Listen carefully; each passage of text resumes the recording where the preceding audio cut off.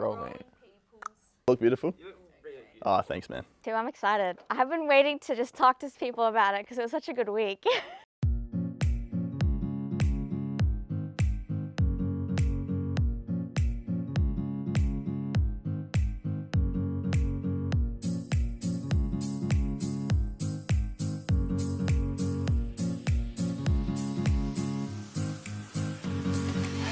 Basically what happened was that we were at a point where we'd been writing a script for about 6 months and we had gotten to a point where we had to scrap it and we needed a script. We had a class at Murdoch called Creativity and Innovation, and essentially like one of the workshop activities that we had to do was to kind of like brainstorm like a whole bunch of different things that could potentially be illegal in our society. And essentially this one elderly gentleman in our class spouted out and he said, what happens if sleep was illegal? And just it resonated instantly with me and Blake. And yeah, we started like pitching around ideas about feature film ideas for this stuff, and then we thought, look, we could potentially do this for like a short film. I love the idea. It's so high concept. I was sitting there like, oh my god, no one in uni has done this before. The first thing that me and Steven wanted to write in the script was this idea of survival. Right? What would you do to survive in this world where you are discriminated against, you are actively hunted and killed for something that you could not control? I think it's more about, to me personally, it's about legacy. Our protagonist, Penny, really focuses on surviving for something. She has a reason, a drive to survive. That's why she's a fighter. And then Reeve is the one who's the coward. He's the one who'd run away. We wanted to kind of incorporate this idea of survival, and the way we did that was by embodying 3 different types of survival into our characters. We had Penelope, who was this fighter. She would go do anything to survive in this world by fighting. We had Reeve, who was, due to his dark and like depressing backstory, I guess, he basically lived a life on the run where he was always having to hide in order to survive. Whereas we have this character called Barnabas, who's our big antagonist in our film.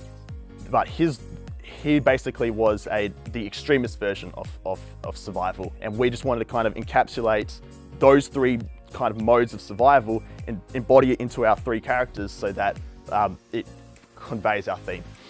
Yeah, the role of director is crucial to me. A lot of people will see it as like being like the boss, but for me it's morely about being that guy who is able to communicate with lots of different people, is able to bring artistic visions together and to tell a compelling story. And essentially the director is the guardian of the story, and for me to be able to guide a story and guide the emotional journey of the characters is really important, and that's something that I'm able to connect with quite easily.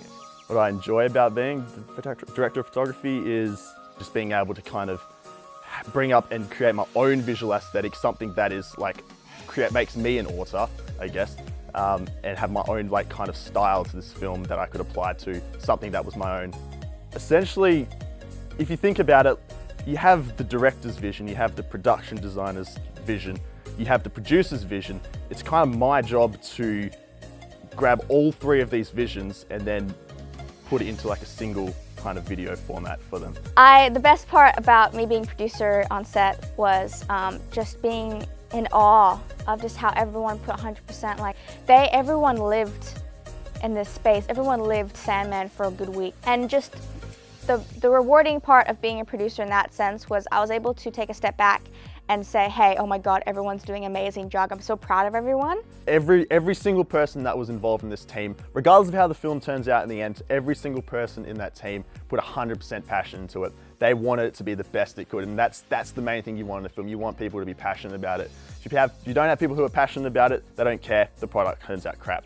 The advice that I could give from my like small experience working on like such a great film and such a great cast and crew is that just value everyone. Yeah, I'd say regardless of how skilled you are, of how talented you are, how much you don't know, how much you do know, get a good team, because you cannot do anything without a good team.